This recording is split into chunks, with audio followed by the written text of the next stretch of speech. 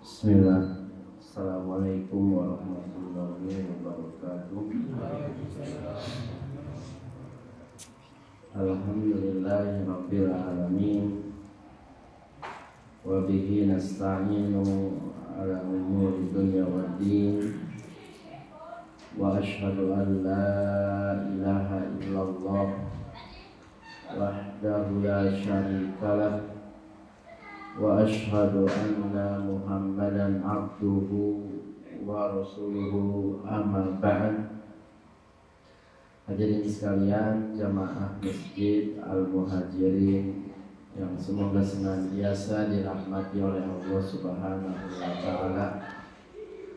Pertama, mari kita kembali bersyukur kepada Allah Subhanahu wa taala atas limpahan berbagai karunia dan nikmatnya kepada kita semua, sehingga di malam yang berbahagia ini kita masih diberikan kesehatan, masih diberikan kekuatan, masih diberikan hidayah dan taufiknya, sehingga kita bisa berkumpul kembali di salah satu rumah Allah yang mulia ini dalam rangka menuntut ilmu agama Allah Subhanahu wa taala. Semoga Allah Subhanahu wa taala di malam yang berbahagia ini berkenan melimpahkan kepada kita ilmu yang bermanfaat, ilmu yang melahirkan rasa takut kepada Allah Subhanahu wa taala. Tak lupa salawat serta salam semoga senantiasa tercurah limpahkan kepada Nabi besar kita yang mulia Muhammad sallallahu alaihi wasallam, juga kepada keluarganya, segenap para sahabatnya, serta orang-orang yang senantiasa meniti jalan mereka hingga hari kiamat.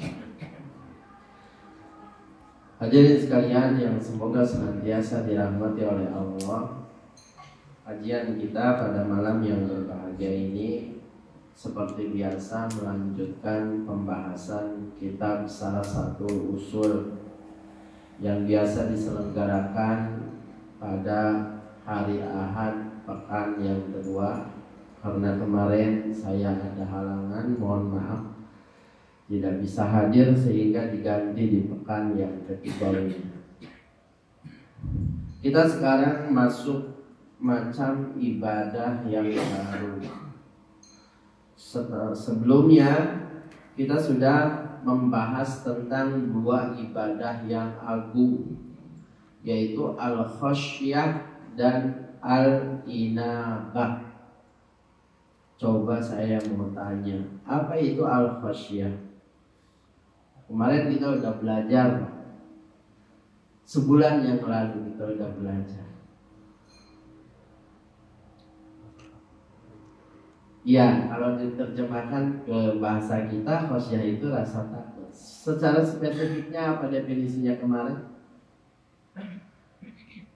Rasa takut dan dicari oleh ibu. Iya. Oleh ibu dan melakukan Allah. Iya. Al-khawf sebagaimana didefinisikan oleh Syekh Muhammad bin Shalih Al-Utsaimin dan juga yang lainnya. Al-khasyatu hiya al-khawf al-mabni ala ilmin bi'azamati man yakhshah wa kamal sultani. Khasyah adalah rasa takut yang bersumber dari pengetahuan tentang zat yang kita takuti dan juga kesempurnaan kekuasaan. Khasyah ini lebih khusus dibandingkan rasa takut, Pak. Karena khasyah ini bersumber dari pengetahuan tentang Allah. Makanya orang yang paling bahagia dengan ibadah khasyah adalah orang yang paling mengenal Allah. Khususnya para ulama. Innama yakhshallaha min ibadihi al-ulama. Ya, Allah menggunakan kata innama. Inama itu min adawatil hasar, di antara alat untuk membatasi, sehingga penerjemahkannya sesungguhnya yang takut kepada Allah hanyalah orang yang berilmu, yaitu orang yang berilmu tentang Allah Subhanahu wa Ta'ala.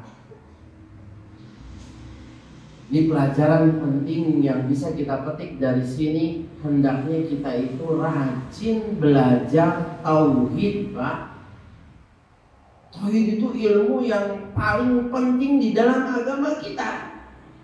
Ilmu yang paling besar, paling agung, tauhid itu. Kemarin juga kita sudah belajar macam ibadah yang lain, yaitu al-inabatu, inabah. Kita udah belajar inabah. Saya juga sampaikan kalau nggak salah di kesempatan pada waktu itu, bahwa seseorang dianggap berinabah kepada Allah jika terkumpul dalam dirinya 4 perkara, sebagaimana dinyatakan oleh Syekh Profesor Dr. Soleh Sindi hafizahullah wa ra'ah. Apa aja, Pak? Ada yang nyatat? Ulang?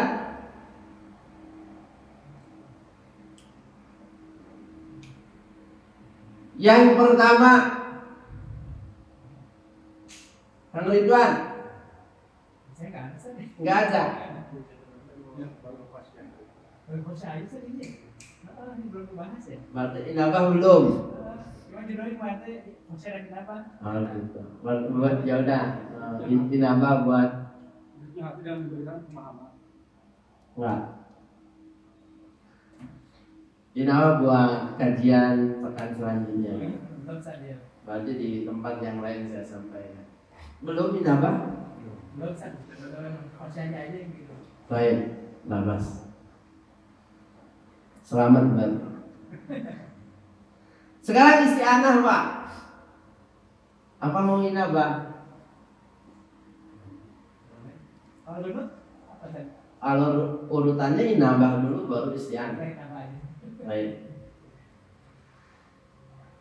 Ibadah, macam ibadah yang selanjutnya yang penulis sampaikan adalah al-inabatu. Ini salah satu macam ibadah hati yang agung, yang pengaruhnya sangat luar biasa kepada anggota badan pemiliknya. Bahkan saking agungnya ibadah inabah, jamaah sekalian yang dimuliakan oleh Allah Subhanahu wa Ta'ala mensifati seluruh para nabi dan rasulnya serta orang-orang pilihannya sebagai orang yang berinabah. Sebagai orang yang berinabah. Contoh seperti firman Allah dalam Quran surat Shad ayat 24. Ketika Allah Subhanahu wa Ta'ala mengisahkan tentang Nabi Daud, Allah memuji Nabi Daud, wa dhanna Daud, dan Daud menduga annama fatannahu fastaghfara rabbahu, bahwa kami telah mengujinya, maka dia pun memohon ampun kepada Allah Subhanahu wa Ta'ala. Di pelajaran penting di sini, Pak. Banyak orang, bukan banyak, sebagian orang itu menduga kalau dirinya sudah hijrah, dirinya sudah mulai baik, mulai sholat, mulai komitmen dengan nilai-nilai agama, bertakwa kepada Allah, mereka menyangka hidupnya itu bakal lurus-lurus aja, nggak bakal ada ujiannya. Ini salah.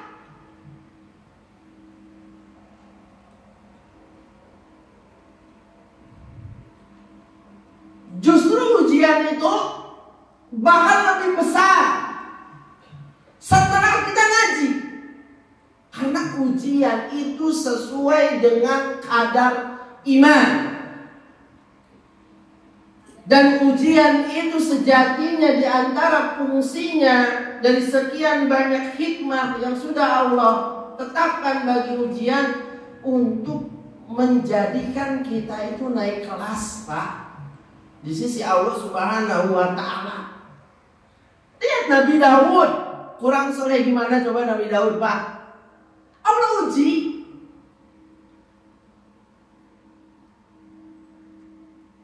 Lihat Nabi kita Muhammad Shallallahu Alaihi Wasallam, kurang gimana coba, Pak? Apa hidupnya mulus-mulus aja, Pak? Enggak mulus. Allah uji.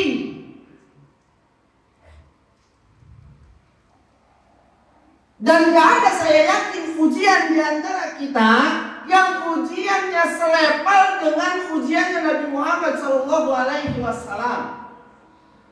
Coba siapa di antara kita yang buah hatinya pada meninggal?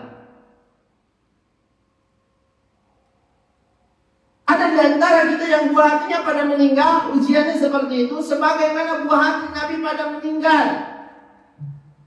Ketika Nabi masih hidup, kebanyakan yang meninggal. Ada di antara kita Allah uji 3 bulan lebih, dapurnya nggak pernah ngebul, Pak. Ada nggak?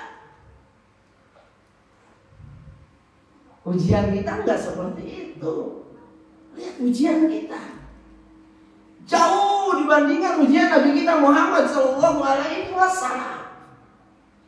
Nah, sebagian orang menyangka kayak gitu, sehingga apa?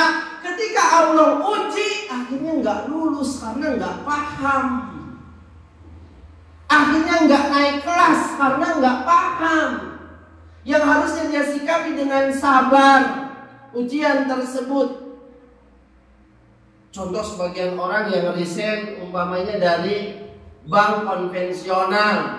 Setelah resign ternyata dia dapati hidupnya makin susah. Ustadz, kata Ustadz, kalau keluar dari bank itu pasti ada jalan keluarnya, pasti.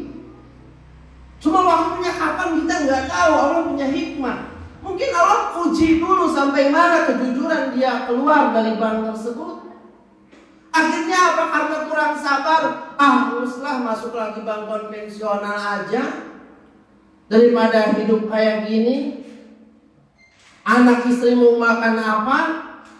Padahal Nabi mengatakan man taraka syai'an lillah awwadahullahu khairan minhu. Siapa yang meninggalkan sesuatu karena Allah, meninggalkan kemaksiatan karena Allah, yang dilarang karena Allah, Allah akan ganti dengan yang jauh lebih baik.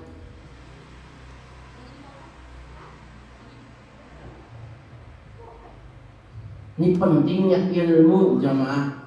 Banyak orang nggak lulus ujian itu karena nggak punya ilmu. Makanya jangan sepelekan ilmu agama.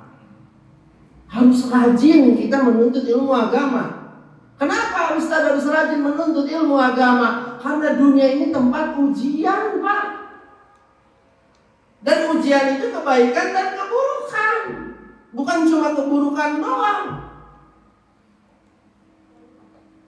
Kebaikan pun adalah ujian. Kita dikasih sehat, ini ujian. Kita dikasih anak, itu ujian. Kita dikasih mobil bagus, itu ujian. Kita dikasih kedudukan yang tinggi di tengah masyarakat, itu ujian.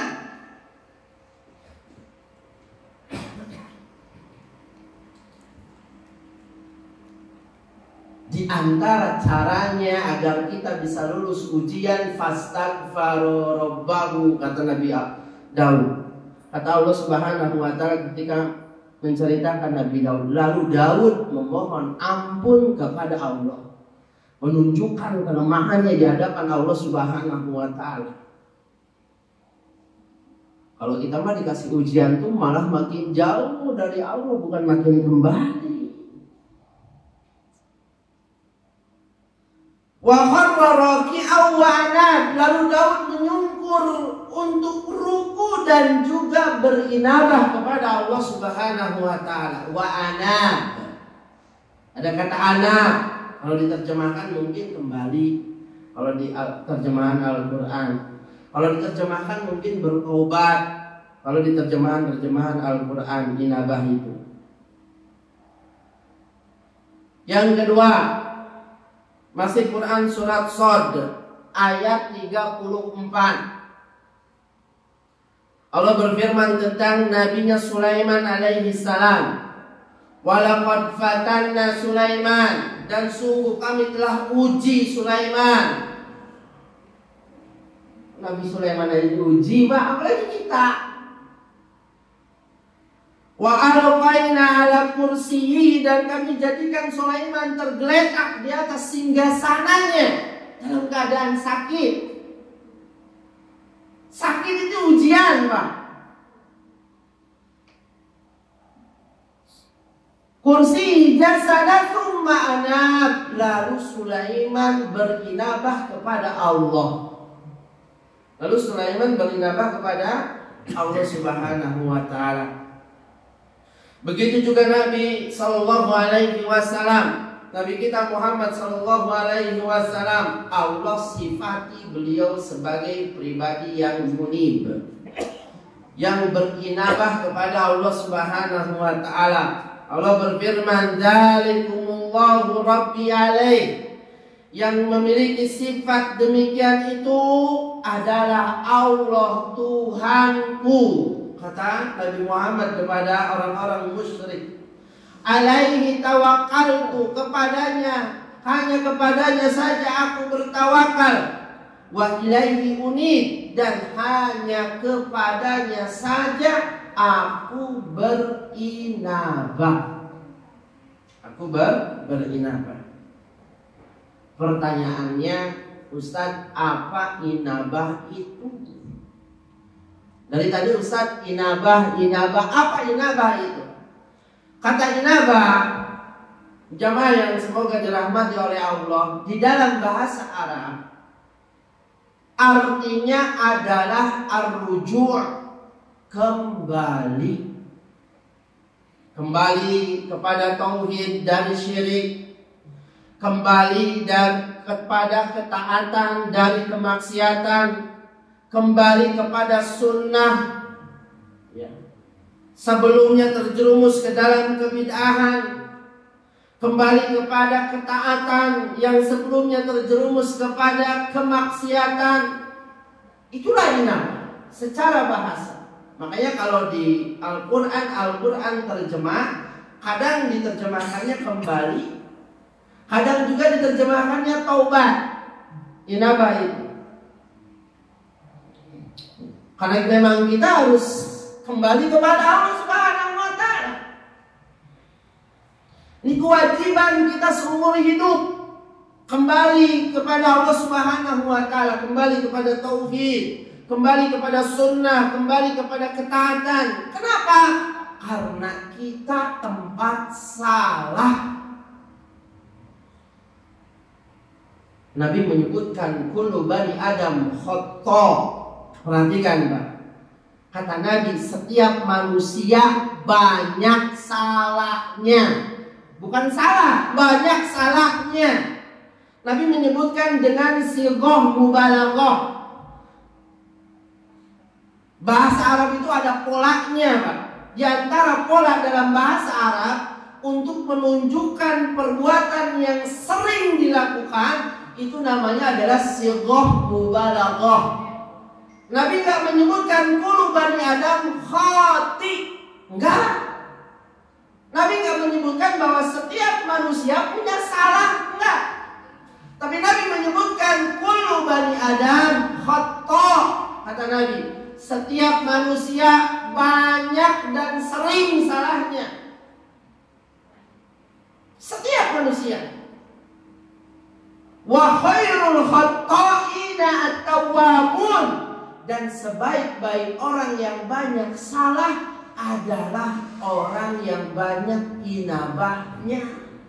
Kalau kita artikan inabah sebagai taubat, adalah orang yang banyak taubatnya. Dari sini kita bisa tahu bahwa zikir yang paling kita butuhkan setiap harinya diantaranya memperbanyak istighfar, Pak. Perbanyak istighfar.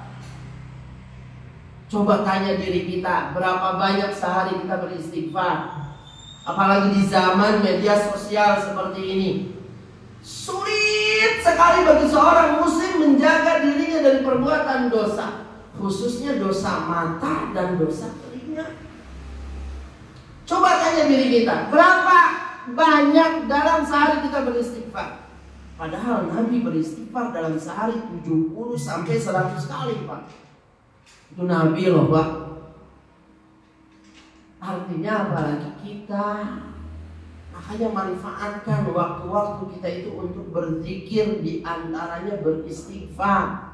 Naik motor dari rumah kita ke kerjaan, apa sih beratnya sambil astagfirullah, astagfirullah. Dari masjid Bapak pulang ke rumah, astagfirullah, astagfirullah. Dari rumah Bapak ke masjid, astagfirullah, astagfirullah. Berkah Pak waktu kita kalau seperti itu.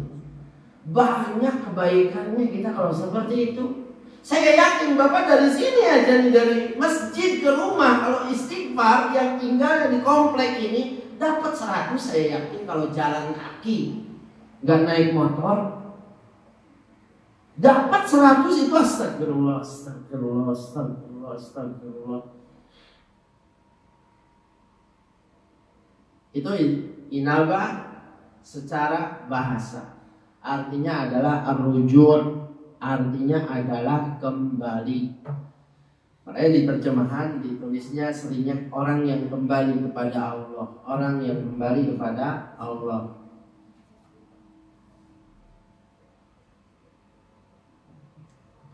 Adapun secara istilah,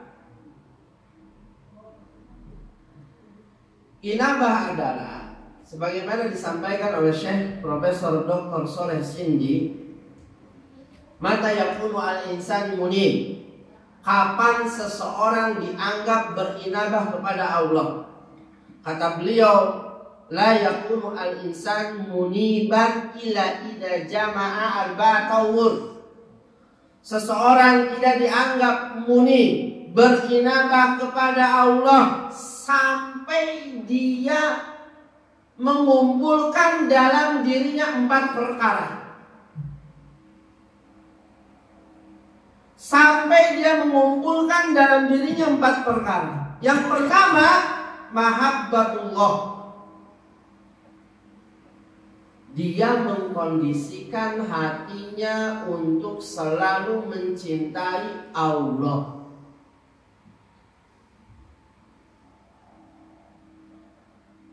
Dia selalu mengkondisikan hatinya untuk selalu mencintai Allah Subhanahu wa ta'ala.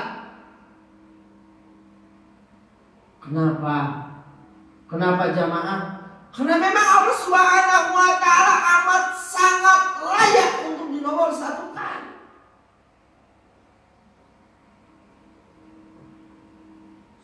Di antara alasannya karena Allah Subhanahu wa ta'ala sangat banyak sekali kebaikannya kepada kita. Kita aja sebagai manusia, orang yang paling kita cintai adalah kedua orang tua kita. Leres Pak? Kenapa Pak? Alasannya kenapa? Karena orang tua kita banyak kebaikannya kepada kita. Dari mulai lahir, khususnya ibu kita, sampai kita besar, bahkan sampai sekarang ini, kita udah nikah, berumah tangga, punya anak, cinta orang tua kita, kebaikannya juga nggak pernah luntur sedikit pun juga. Diperhatikan urusan makannya, minumnya, pakaiannya, tempat tinggalnya, pendidikannya, sehingga orang tua menjadi manusia yang paling kita cintai. Selalu kita ingat di dalam hati kita, Allah Subhanahu wa ta'ala jamaah jauh lebih besar kebaikannya, jauh lebih banyak kebaikannya dibandingkan kedua orang tua kita. Gak ada apa-apanya Pak. kedua orang tua kita dengan kebaikan Allah Subhanahu wa taala. Mohon maaf upami orang Sunda satai puku acan. Saking kecilnya sehingga Allah pantas untuk dicintai dan selalu dinomorsatukan di dalam hati kita.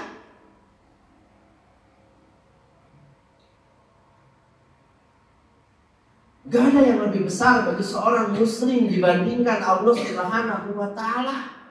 Allah itu jauh lebih besar dibandingkan istri kita, anak kita, kedua orang tua kita, harta kita, urusan kerja kita.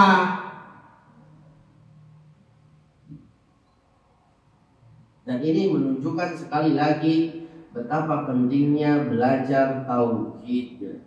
Karena kalau orang nggak belajar tauhid, nggak bakal kenal kebaikan Allah Subhanahu wa taala. Nggak bakal kenal perbuatan-perbuatan Allah Subhanahu wa taala kepada hambanya. Sehingga akhirnya apa? Allah tidak ada di dalam hatinya. Allah nomor sekian di dalam hatinya.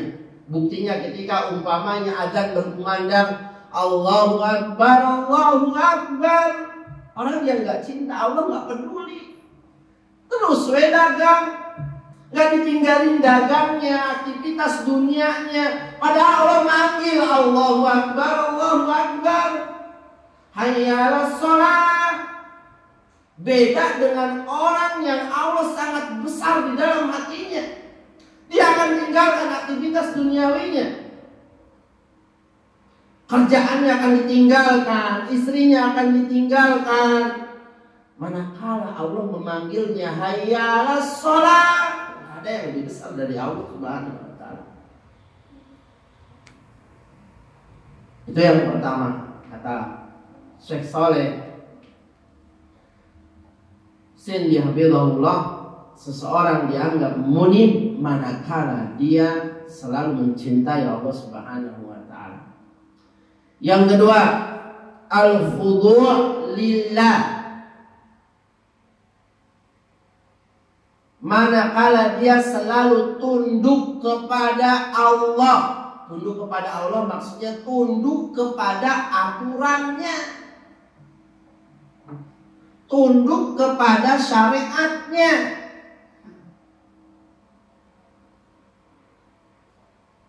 Enggak ada satupun syariatnya yang ditolak oleh dirinya. Gak boleh menolak syariat. Mending ngaku belum mampu melakukan dibandingkan menolak syariat. Ia tahu itu adalah syariat, ia tahu itu wajib, tapi sayangnya belum bisa. Mending kalau mendingan gitu Pak, mending seperti itu daripada menolak, membenci syariat Allah Subhanahu wa taala.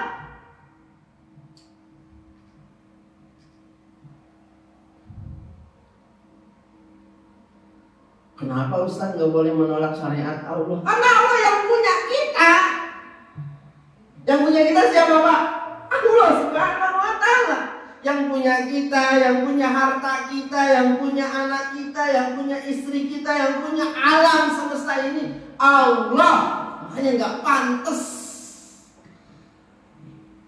kalau kita durhaka, membangkang, menolak aturan pemilik kita, Tuhan kita Allah Subhanahu wa taala.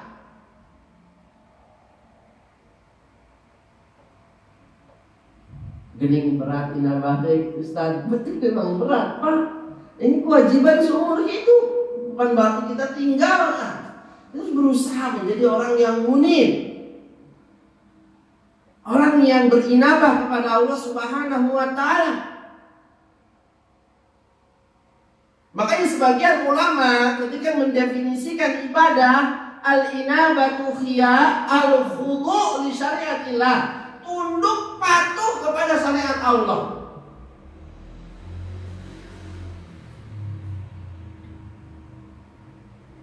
Itu yang kedua.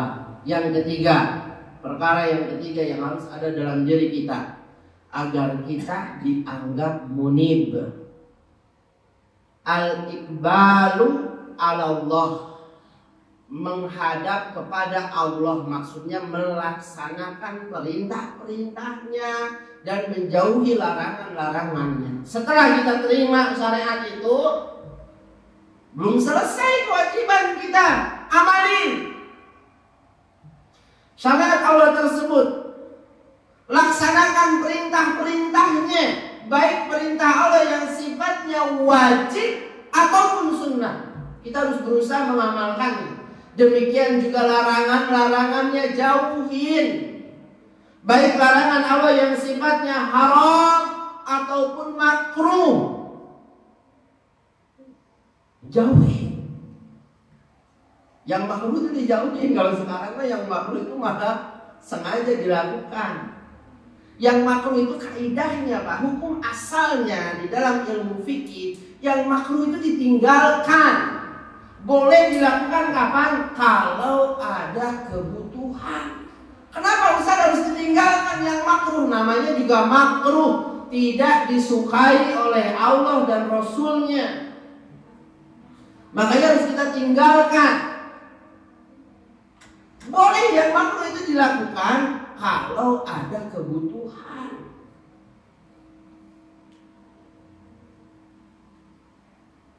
Sebagian orang ada yang bergampang-gampangan menganggap remeh ketika diingatkan, kamu kok kenapa masuk masjid mendahulukan kaki kiri? Gak apa-apa, itu kan makruh ini, gak haram. Kamu kenapa masuk kamar mandi mendahulukan kaki kanan? Gak apa-apa, itu kan makruh ini, gak haram. Ya betul makruh, Allah itu gak suka dengan itu. Harusnya kamu tinggalkan walaupun itu tidak berdosa, kalau kamu betul cinta kepada Allah Subhanahu wa Ta'ala. Yang keempat, kata saya, al-i'rad amma siwa, berpaling dari segala sesuatu selain Allah. Tidak dianggap munib, sekalipun orang itu rajin sholat, rajin puasa, rajin melakukan kebaikan, kalau ternyata dia tidak berpaling dari selain Allah Subhanahu wa Ta'ala. Kalau ternyata dia malah beribadah kepada selain Allah Subhanahu wa Ta'ala. Kalau ternyata dia malah menomorsatukan syariat selain syariat Allah Subhanahu wa Ta'ala. Itu diantara definisi inabah secara istilah yang disampaikan oleh ulama kita Syekh Profesor Dr. Soleh Sindi hafizahullah wa ra'ah.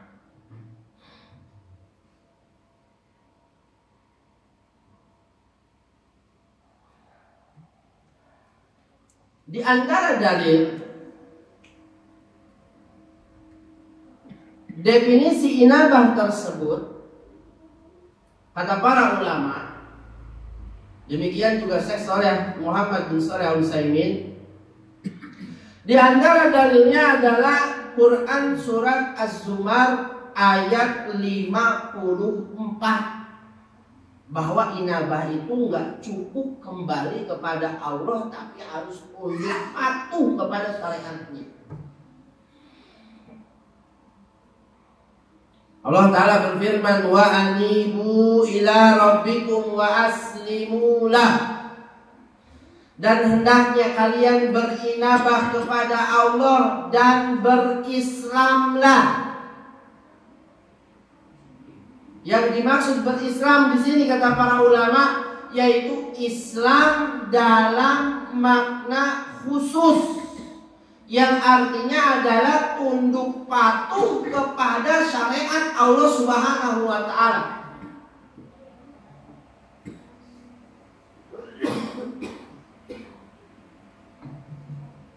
Makanya Syekh Muhammad bin Shalih Al-Utsaimin ketika mendefinisikan inabah adalah al-khudu', ar-ruju' ila Allah, bukan al-khudu', kembali kepada Allah dengan cara melaksanakan perintah-perintahnya dan menjauhi larangan-larangannya. Apa dalilnya? Dalilnya ini Quran surat Az-Zumar ayat 54. yang dibawakan oleh penulis. Wa anibu ila rabbikum wa aslimu lah. Berinabahlah kepada Tuhan kamu Allah dan juga berislamlah kepadanya.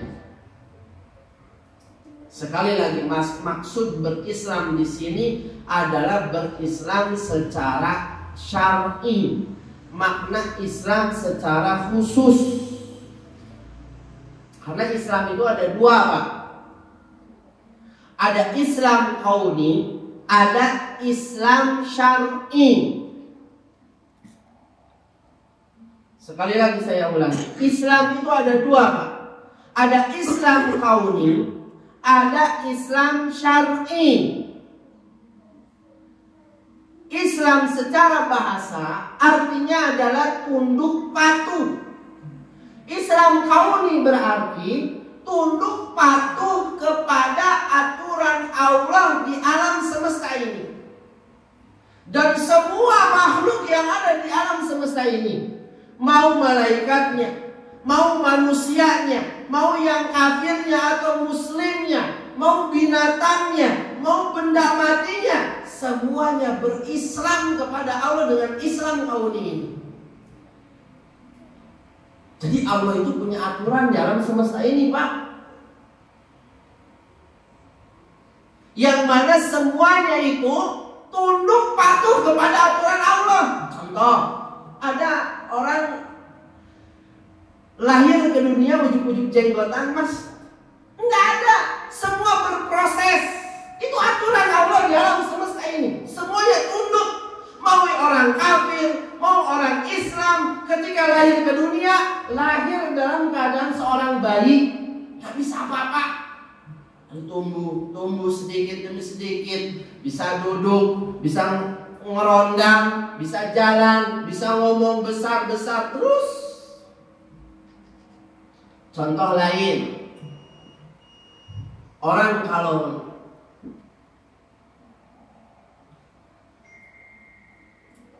terjun dari atas, Pak, lompat dari atas, pasti turun ke bawah. Itu aturan Allah di alam semesta. Orang kalau nggak makan, pasti lapar. Orang kalau nggak minum, pasti haus. Itu aturan Allah di alam semesta. Semuanya tunduk kepada aturan Allah Subhanahu wa Ta'ala. Di antara aturan Allah yang kauni di alam semesta ini, orang kalau nggak belajar dia bodoh.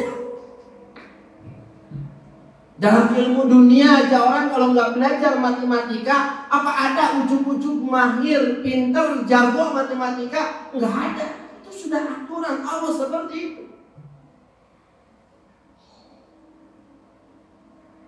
Itulah aturan Allah di alam semesta yang mana semua makhluknya, mau malaikatnya, mau jinnya, mau manusianya, mau binatangnya, mau benda matinya, semua tunduk kepada Allah Subhanahu wa Ta'ala. Matahari beredar pada porosnya, gak pernah keluar, gak pernah mendekat ke bumi sedikit pun juga barang sesenti, karena tunduk kepada aturan Allah Subhanahu wa Ta'ala. Itulah Islam kauni. Apa dalilnya bahwa semua makhluk di bumi ini berislam kepada Allah dengan Islam kauni? Tunduk patuh kepada aturan Allah Subhanahu wa Ta'ala. Dalilnya adalah Al-Quran surat Ali Imran ayat 83. Walahu aslama man fis samawati wal ard. Lihat, Allah Subhanahu wa Ta'ala mengedepankan kalimat yang haknya di belakang, yaitu walahu. Ini dalam ilmu usul fikih pertama menunjukkan kepada kekhususan. Yang kedua, Allah Subhanahu wa Ta'ala di dalam ayat tersebut menggunakan isim mausul man. Itu juga termasuk adawatul umum, kata yang menunjukkan keumuman. Artinya segala sesuatu di alam semesta ini, di langit dan di bumi, mau malaikatnya, mau manusianya yang kafir atau muslimnya, semua semua aslama kepada Allah, tunduk patuh kepada Allah. Maksudnya tunduk patuh kepada aturan Allah di alam semesta. Nggak ada yang keluar dari aturan Allah Subhanahu wa ta'ala yang berlaku di alam semesta ini. Azan dulu Pak.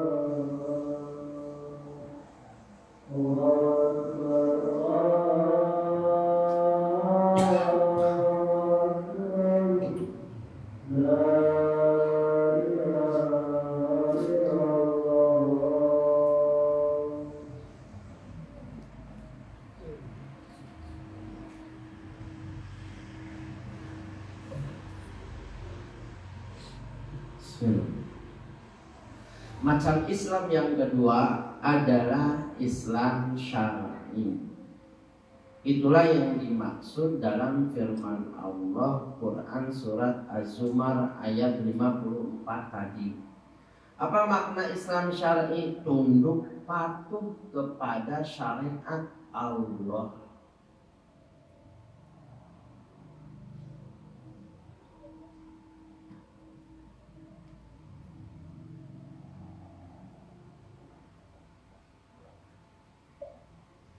Makanya Syekh Muhammad bin Shalih Al-Utsaimin ketika mendefinisikan inabah ar-ruju' ila Allah bi fi'lil awamir wajtinabin nawahi. Inabah adalah kembali kepada Allah dengan melaksanakan perintah-perintahnya dan menjauhi larangan-larangannya. Dan para sahabat Nabi Muhammad SAW jamaah adalah orang yang munib semuanya kepada Allah. Para sahabat Nabi semuanya tanpa terkecuali adalah orang yang merealisasikan inabah kepada Allah. Berarti kalau kita terapkan definisi yang disebutkan oleh Syekh Shalih Sindi tadi, para sahabat Nabi adalah orang-orang yang selalu mencintai Allah, yang selalu tunduk patuh kepada syariat Allah, yang selalu menjalankan perintah-perintahnya, menjauhi larangannya. Dan para sahabat Nabi semuanya adalah orang-orang yang berpaling dari selain Allah Subhanahu wa ta'ala.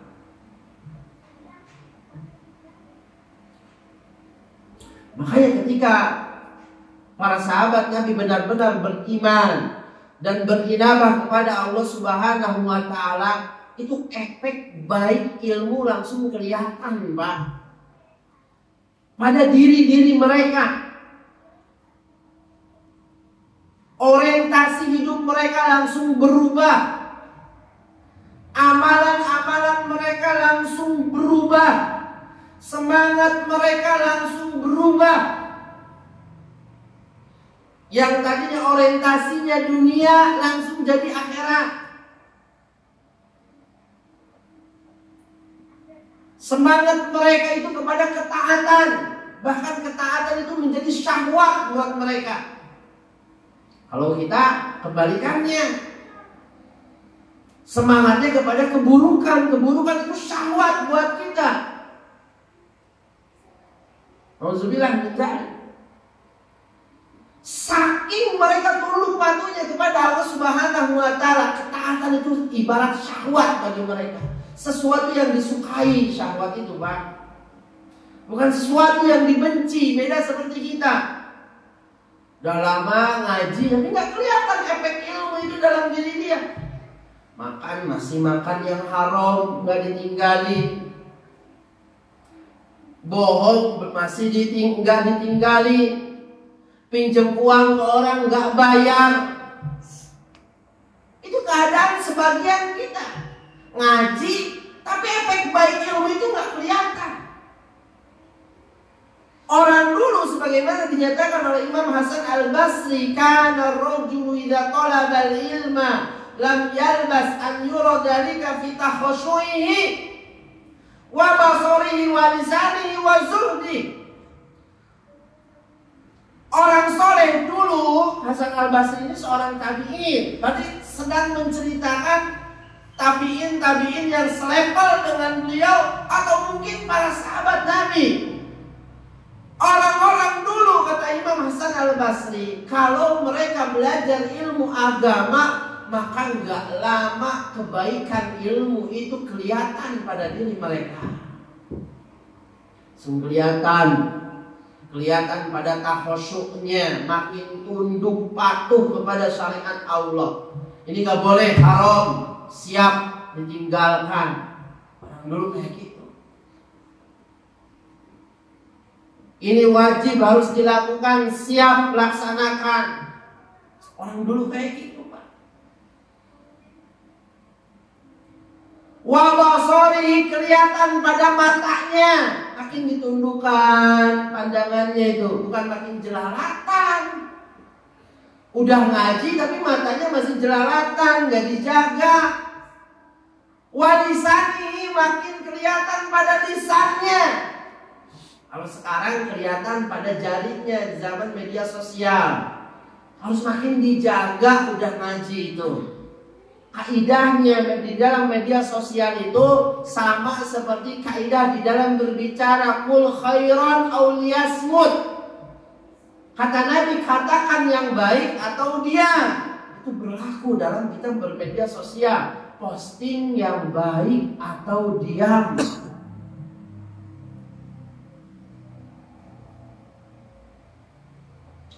Wa zuhdihi, kata beliau, terlihat juga efek baik ilmu itu pada kezuhudannya. Itulah keadaan orang-orang yang kita diwajibkan untuk meneladani mereka di dalam beragama. Para sahabat Nabi itu orang yang munib, Pak. Kata Imam Ibnul Qayyim rahimahullah rahmatan wasi'ah, di dalam kitab beliau I'lamul Muwaqqi'in, beliau mengatakan wa kullun minas sahabati munibun ilallah. Semuanya para sahabat adalah orang yang merealisasikan inabah kepada Allah. Fayajibu tibau sabilihi, karena itu wajib hukumnya mengikuti jalan mereka di dalam beragama. Makanya Ahlus Sunnah wal Jamaah mereka membatasi, berpegang teguh dengan Al-Quran dan Sunnah dengan pemahaman para sahabat Nabi. Karena para sahabat Nabi adalah orang yang paling jernih hatinya, paling dalam ilmunya, paling tahu tentang ilmu. tentang wahyu. Karena semuanya juga berpegang dengan Quran dan Sunnah. Apa orang-orang Khawarij tidak berpegang dengan Quran dan Sunnah? Orang-orang Sufi apa tidak berpegang dengan Quran dan Sunnah? Orang-orang yang suka melakukan bom-bom bunuh diri itu Pak, apa mereka nggak berpegang dengan Quran dan Sunnah? Mereka semua berpegang dengan Quran dan Sunnah. Cuma masalahnya mereka memahami Al-Quran dan Sunnah dengan pemahaman siapa?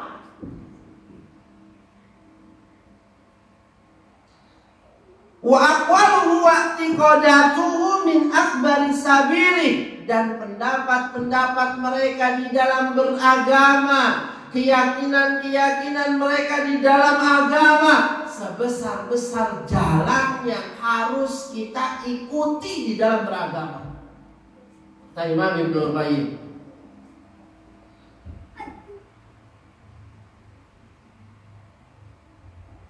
wa dalilu ala annahum munibun ilallah, dalil bahwa para sahabat Nabi semuanya merealisasikan inabah kepada Allah.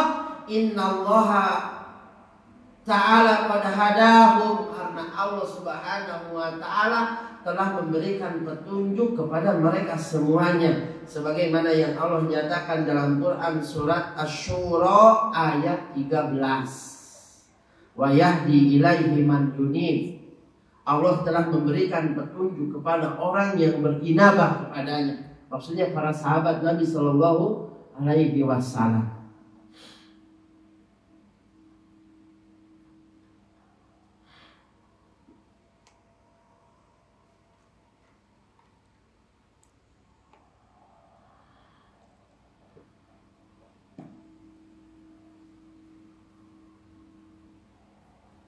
Baik, sekarang masuk pembahasan yang lain.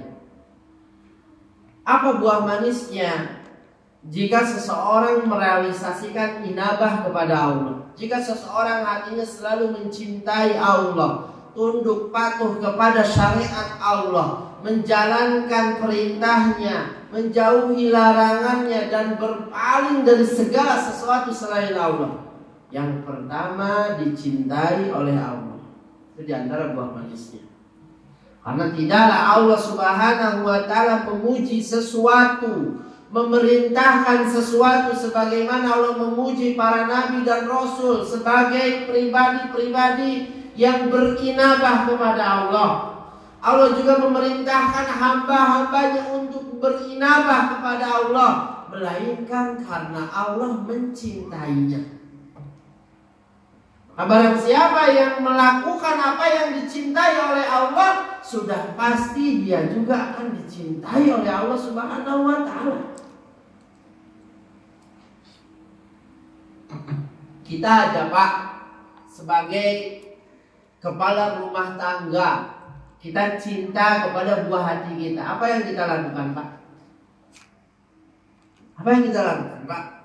Kita kan cinta kepada buah hati kita, kepada pasangan kita. Apa yang kita lakukan kepada mereka? Dijaga, dipenuhi kebutuhannya, dilindungi, dibimbing, diarahkan kepada yang baik-baik. Kan gitu Pak, betul nggak? Kita kan seperti itu sebagai manusia. Kepada orang yang kita cintai. Apalagi kalau Allah cinta kepada hamba-Nya. Karena Allah itu memiliki sifat-sifat yang tinggi lagi sempurna. Kalau manusia kepada manusia saja berlaku seperti itu, manakala manusia mencintai yang lain, apalagi berarti Allah kepada hamba-Nya. Karena Allah itu memiliki sifat yang berbeda dengan kita. Allah itu memiliki sifat-sifat yang tinggi lagi sempurna. Sudah barang tentu orang tersebut akan lebih dijaga, dibimbing, dipenuhi kebutuhannya, dilindungi oleh Allah Subhanahu wa ta'ala.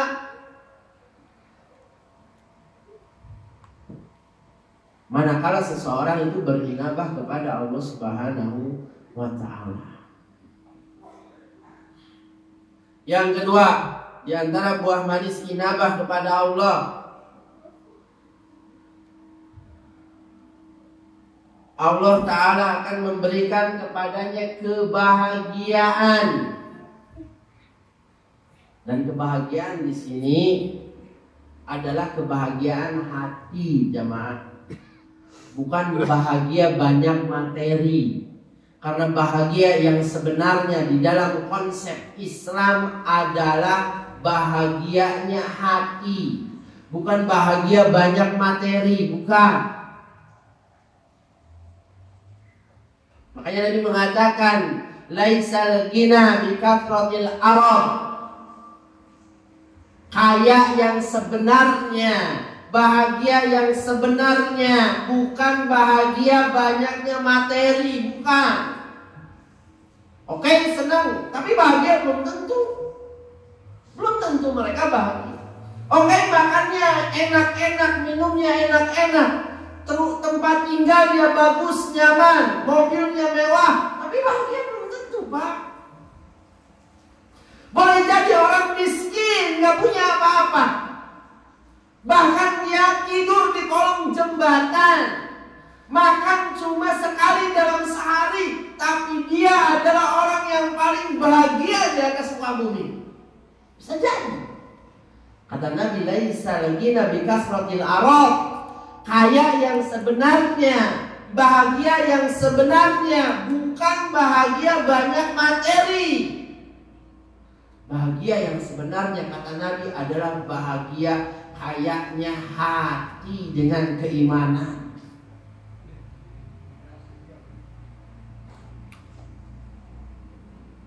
Nabi SAW di dalam sebuah hadisnya yang diriwayatkan oleh Imam Ahmad, beliau pernah mengatakan, la tamannau al-maut fa inna haulal matla'i syadid. Jangan kalian mengangan-angankan kematian, karena sesungguhnya sakaratul maut itu amat sangat berat sekali. Wa inna minas sa'adati, termasuk kebahagiaan seorang hamba. Apa kata Nabi? An yatula umrul abdi wa yarzuqullahu inabata. Termasuk kebahagiaan seorang hamba manakala umurnya panjang dan Allah memberikan rizki inabah kepadanya. Bukan manakala umurnya panjang, banyak hartanya, bukan.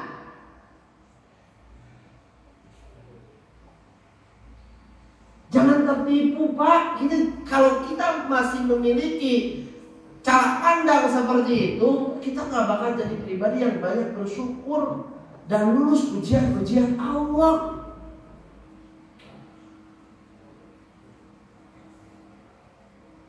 Subhanahu wa ta'ala.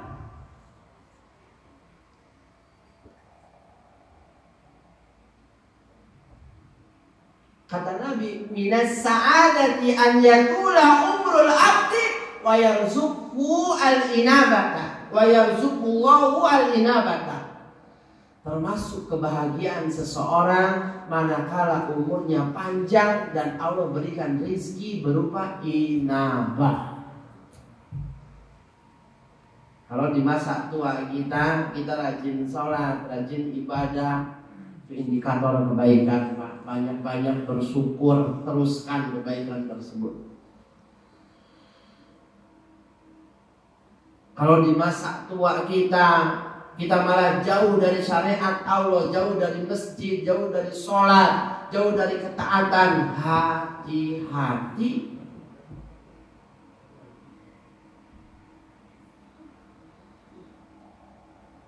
Itu buah manis yang kedua. Buah manis yang ketiga, Allah Subhanahu wa ta'ala akan memberikan kepada orang yang berinabah petunjuknya, hidayahnya. Dan hidayah ini merupakan kunci kebahagiaan yang lain. Seseorang gak bakal bisa bahagia hidup di dunia kalau dia gak dapat hidayah, kalau dia nggak dapat petunjuk Allah. Apa dalilnya? Dalilnya Quran surat Ar-Ra'd ayat 27. Allah Ta'ala berfirman, "Qul innallaha yudillu man yasha." Katakan Muhammad kepada mereka, sesungguhnya Allah menyesatkan siapa orang yang Allah kehendaki. Wa yahdi, dan Allah memberikan petunjuk ilaih kepada Allah, man ana, orang-orang yang berinabah kepada Allah Subhanahu wa ta'ala. Berarti orang-orang yang mencintai Allah, tunduk patuh kepada syariat Allah, menjalankan perintah Allah, menjauhi larangannya, dan berpaling dari segala sesuatu selain Allah, itu merupakan sebab hidayah, sebab sukses ujian-ujian kehidupan. Hidayah itu banyak macamnya. Yang keempat, buah manis orang yang berinabah.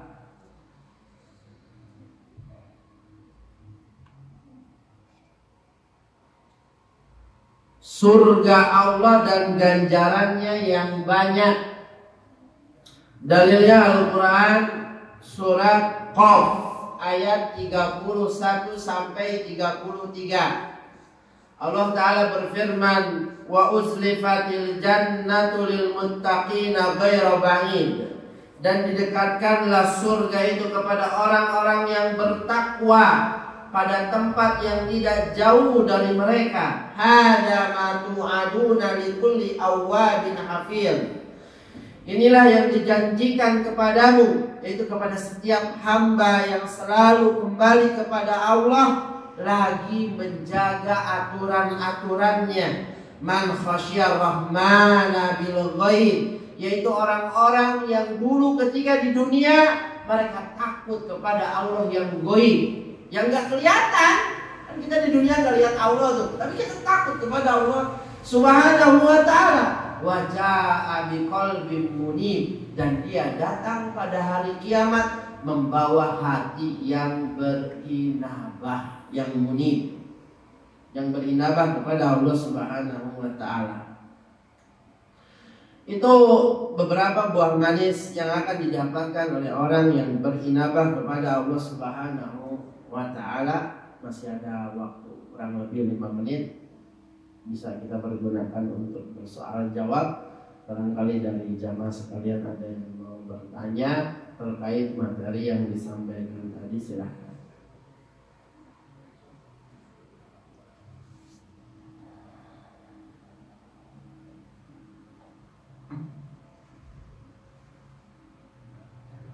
Cepat. Alhamdulillah. Cukup sampai sini jamaah. Mohon maaf jika ada salah-salah kata yang saya sampaikan di tengah kajian tadi. Semoga yang sedikit ini bermanfaat, lagi diberkahi oleh Allah Subhanahu wa ta'ala. Kita tutup dengan doa kafaratul majlis. Subhanakallahumma wa bihamdika asyhadu an la ilaha illa anta astaghfiruka wa atubu ilaik. Assalamualaikum warahmatullahi wabarakatuh.